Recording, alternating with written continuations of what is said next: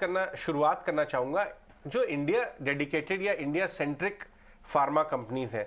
Mankind पे आप टिप्पणी करना चाहें या ना चाहें, लेकिन हम बात करेंगे क्योंकि हाई ग्रोथ है यहाँ पे, इनका 97% इंडिया में आता है। लेकिन इंडिया स्पेसिफिक जो फार्मा कंपनीज हैं, आपके पास कोई है ऐसी कंपनी? अपने स्पेस को देखिए। Hi Ajay. So yes, we are holding few companies which are primarily catering to Indian pharmaceutical market. If you remember exactly about 2 years back, October 2020, actually we started reducing the pharma exposure. We were huge overweight in pharma during COVID time, and it benefited our portfolio significantly. So we bought in March 2020, we exited in October 2020, and then again we started relooking at pharma about 6 months back. End of course one needs to be very very selective. इसमें बहुत ही selective रहना पड़ता है pharmaceutical space में, because there are all different types of companies. One companies which are position जो एक domestic pharma पे पोजीशन है, एक ऐसी कंपनियां हैं जो सिर्फ ग्लोबल मार्केट पे पोजीशन है, और एक तीसरी कंपनियां हैं जो बेसिकली क्राइम्स रिलेटेड एक्सपोजर में है। सो हर एक का अपना अपना अपॉर्चुनिटी है, हर एक के अपने अपने चैलेंजेस है। So that's how you need to be very very selective while buying the pharmaceutical companies. ये आपने सही बात बताई। 22-23% का प्रीमियम के साथ लिस्ट हो गया, 50,000 करोड़ के ऊपर का मार्केट कैप बन गया है। लेकिन हम अपनी बातचीत मैनकाइंड फार्मा से आगे लेके चलते हैं। हमने देखा है कि कमर्शियल व्हीकल रिलेटेड एनबीएफसी, एक तो एनबीएफसी इन जनरल में, एनबीएफसी माइक्रो फाइनेंस सब में बाजार की रुचि आ रही है, नंबर्स भी इंप्रूव होना शुरू हैं। लेकिन कमर्शियल व्हीकल रिलेटेड एनबीएफसीज की अगर हम बात करें, कुछ फार्म इक्विपमेंट वाले भी, वहां का बिजनेस मोमेंटम आपको कैसा लग रहा है? क्योंकि वैल्यूएशन वहां के बाकियों के एनबीएफसी से काफी कम हो गए, ऐसा देखा जा रहा है। श्रीराम, महिंद्रा फाइनेंस, कुछ और भी हैं। बेसिकली कमर्शियल व्हीकल फाइनेंसिंग या फार्म इक्विपमेंट फाइनेंसिंग की अगर बात करें तो सिर्फ ये दो कंपनियां नहीं है, तो तीसरी भी एक बहुत बड़ी लार्जेस्ट कंपनी है which we own in our portfolio. So and it is not only that, even the banks are present in this segment, am I right? But commercial vehicle industry की momentum right now is very strong. And therefore, most of these companies are going to report good numbers. One of the largest company in this space has already announced the results, which you are holding in a portfolio. Kindly please put a disclaimer, like for example, Cholamandalam, correct? Now, these are one of the large holding across our PMS plans, and ये company ने बहुत ही बेहतरीन performance deliver किया हुआ है in all terms. Loan book growth देखिए, आप NII growth देखिए, आप क्रेडिट कॉस्ट डिलीवरी देखिए, आप कॉस्ट टू इनकम रेशियो की उसकी इंप्रूवमेंट देखिए। So I think very very strong number. And I think this space will continue to do reasonably well over next 12 to 24 months. Right, morning Rajesh. एक बहुत interesting report JP Morgan की रिलायंस पर भी आई। हालांकि आप स्टॉक स्पेसिफिक नहीं बताएंगे, but overall we just want to know कि आपका व्यू क्या बनता चल रहा है, क्योंकि अब से कुछ समय पहले तक ये रिपोर्ट्स आती थी रिलायंस पर कि कैपेक्स हैवी ईयर है, शायद ये साल में इतने बड़े रिटर्न्स ना देखने को मिले। बट जेपी मॉर्गन का इस रिपोर्ट में कहना है कि काफ़ी रिस्क रिवॉर्ड रेशो फेवरेबल दिख रहा है। उन्होंने एसओटीपी वैल्यूएशन के लिहाज से भी बात की। ओटीसी कारोबार में भले ही चाहे थोड़े से डाउनसाइड रिस्क हो, लेकिन रिटेल को एक बड़ा स्ट्रेंथ बताया, और साथ ही जियो फाइनेंशियल को एक बड़ा स्ट्रेंथ बताया। कैसे आप व्यू बना रहे हैं इस वक्त रिलायंस पर? I would like to refrain from giving stock specific views here. Sorry, we can talk about sectors in general, we can talk about strategy, but stock specific बात थोड़ी मुश्किल हो जाती है। एक सेक्टर जिस पे आप बहुत ज्यादा फोकस करते हैं, उसके बारे में बात करना चाहूंगा मैं, वो है कैपिटल गुड्स। क्योंकि हमने देखा कि कमिंस की बात करें, सीमेंस की बात करें, अगर हम सिर्फ कमेंट्री की पूछूं मैं, स्टॉक के बारे में नहीं, तो कमेंट्री ये जता रही है कि बिजनेस मोमेंटम अभी भी जारी है। आपने अपनी कैपिटल गुड बेट्स को पूरे पोर्टफोलियो का कितना हिस्सा बना रखा है अभी, और आपने कमेंट्री से क्या जाना इस बार, जो कैपिटल गुड के मेजर कंपनीज हैं उनकी कमेंट्री से? Yes Ajay, so capital goods एक ऐसा सेक्टर है जो basically we identified little bit ahead of time, रफली about I think 18-24 months back. हमने काफी ओवरवेट पोजीशन बना के रखी है कैपिटल गुड्स में। हमारे आईओपी जो हमारे फ्लैगशिप पीएमएस में है, वी आर रफली होल्डिंग अबाउट 13-14% कैपिटल गुड्स में है। हमारा जो budding beast mid and small के पीएमएस है, वहां पे करीब अराउंड 24 से 25% कैपिटल गुड्स है। तो ये कैपिटल गुड्स जो थीम है वो कंटिन्यू रही है, और ये क्वार्टर भी अगर आप कमेंट्री पढ़ेंगे, particularly the largest company which came out with the results last week, and one very important thing that company talked in their conference call, कि the Indian consumers are now moving from low quality goods to reliable high quality goods. I'm talking about within capital goods, the product portfolio. And this is something very, very important because till yesterday, the Indian buyer was very, very conscious. He used to compete. He was, आपका price तो 20% ज्यादा है तो हम आपको नहीं देंगे, हम चाइनीज प्रोडक्ट लेंगे.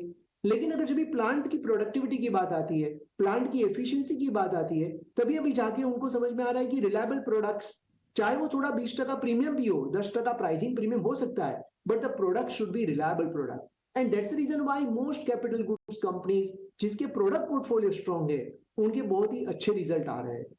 Number 2, there are new growth drivers. जैसा data center is one of the biggest growth driver. Like for example, smart grid is one of the biggest growth driver. Like for example, the metro related work can be the new growth driver. So all these new growth drivers are leading to further push. जो total जो capex जो है वो काफी strong तेजी से आगे बढ़ रहा है.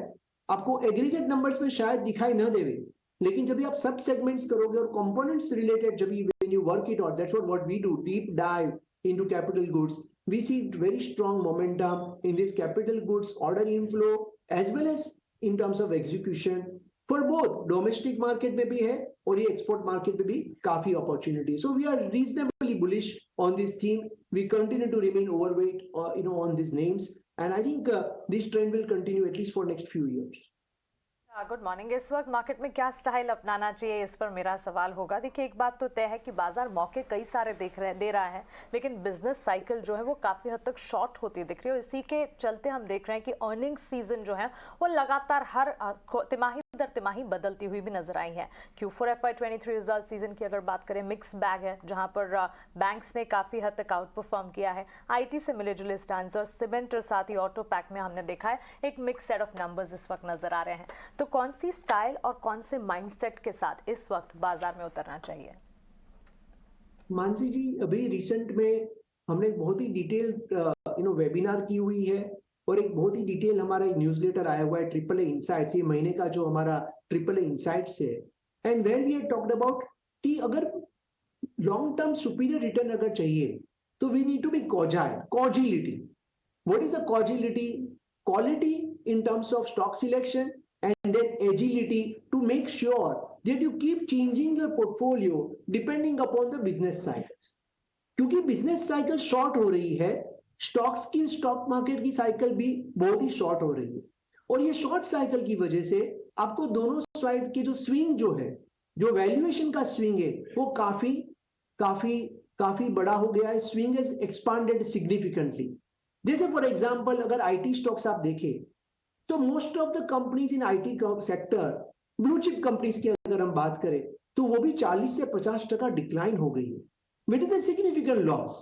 M I right? So you need to be really, fund manager needs to be really agile, investors need to be agile. You need to make sure कि थोड़ा समय से पहले हमें जब भी ग्रीड एंड फियर का ये जो स्विंग है, तो थोड़ा हमें फियरफुल बनना पड़ेगा. जब भी पूरी मार्केट अगर ग्रीडी हो जाती है, और अगर पूरी मार्केट ग्रीडी हो जाती है तो फियरफुल रह के, अंडरवेट करके, वैल्यूएशन कॉन्शियस बनना पड़ेगा.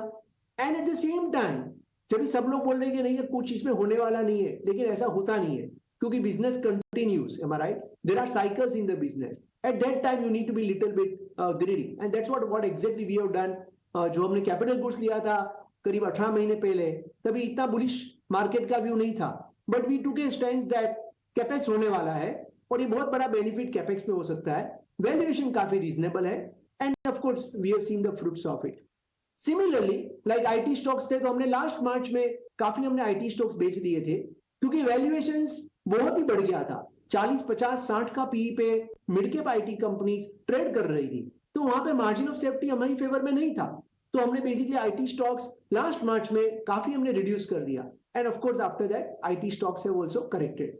सो quality and agility is the mantra if you want to make long term money in equity markets. Rajesh, auto भी एक ऐसा स्पेस है जो आपके पास है. आप कौन सी कैटेगरी ऑफ ऑटो खेल रहे हैं और क्या मेन ओईएम कंपनीज के अलावा आप ऑटो एंसिलरी भी खेल रहे हैं? Yes, Ajay, we are basically positive on both automobile as well as auto ancillary companies. ये पूरे सेक्टर में सबसे पहले तो एक product mix is going to play very important role. तो जैसे प्रोडक्ट मिक्स प्रीमियमाइजेशन हो रहा है तो ऑटो ओईएम को नेचुरल बेनिफिट उससे मिलने वाला है. So that is a first factor. Second factor जो रॉ मटेरियल कॉस्ट जो है that is going to be in your favour, so tailwind आपको रहेगी, तो there is the second factor. अगर आप ऑटो एंसिलरी की बात करें तो वहां पे दो टाइप की कैटेगरी है। एक कैटेगरी ऐसी है जिसको ईवी रिलेटेड या न्यू नॉर्म्स जो गवर्नमेंट के हैं उससे बहुत बड़ा बेनिफिट हो सकता है, एंड एक ऐसी कैटेगरी है जो ईवी के रिलेटेड चलते हुए उनको बड़ा नुकसान हो सकता है। तो ऑटो एंसिलरी में वो काफी बॉटम अप अप्रोच रखना पड़ेगा। You need to focus only on companies जिसको बेसिकली आगे जाके और बड़ा स्ट्रक्चरल बेनिफिट होए, because industry is going through transformation, technology is changing rapidly, so you need to be little bit conscious when you are buying auto ancillary space, and that's what you need to be little bit bottom up, very selective approach आपको रखना पड़ेगा ये पूरी automobile and auto ancillary space में। Okay. All right. One more question, Rajesh. Banks and finance पर इस वक्त क्या उस तरह की तेजी जैसे हमने पिछले साल से देखी, पीएसयू बैंक्स हो, लार्ज कैप बैंक्स हो, कौन से ज्यादा आप चल सकते हैं? एक व्यू क्योंकि ये भी आता है कि शायद मिड कैप पीएसयू बैंक्स सबकी उस तरह की ग्रोथ नहीं होगी, डिपॉजिट ग्रोथ नहीं होगी, उस तरह के निम्स नहीं होंगे, तो कैसे कैटेगराइज करना चाहिए इस वक्त बैंक्स एंड फाइनेंशियल्स को? आई थिंक इंडियन इकोनॉमी का जो ये साल का जब ग्रोथ रहेगा वो रीजनेबली डिसेंट ग्रोथ रहेगा, और नॉन फूड क्रेडिट ग्रोथ जो है लास्ट 12 साल के बाद first time non food credit growth जो है वो डबल डिजिट लास्ट 6 महीना से आना चालू हो गया है।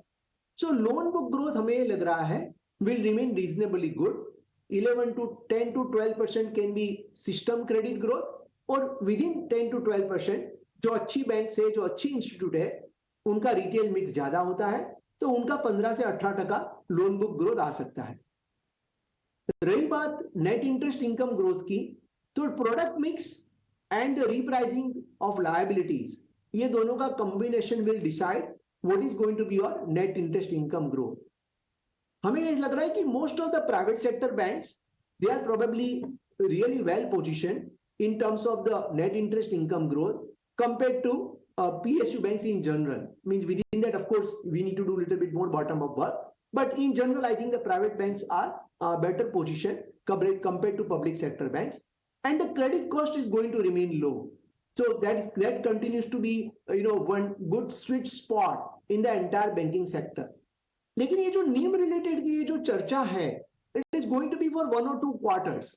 But ultimately, if you are looking a little bit ahead of time, FY25 तो अगर आप देखो तो वहां पे भी वापस entire banking sector is going to report reasonably good numbers. So I think this sector will continue to be, we continue to like this space. This space will continue to deliver. I think the economy is at inflection point, and that makes us positive on this name and this space in general. Rajesh, बहुत बहुत शुक्रिया आज हमसे बात करने के लिए।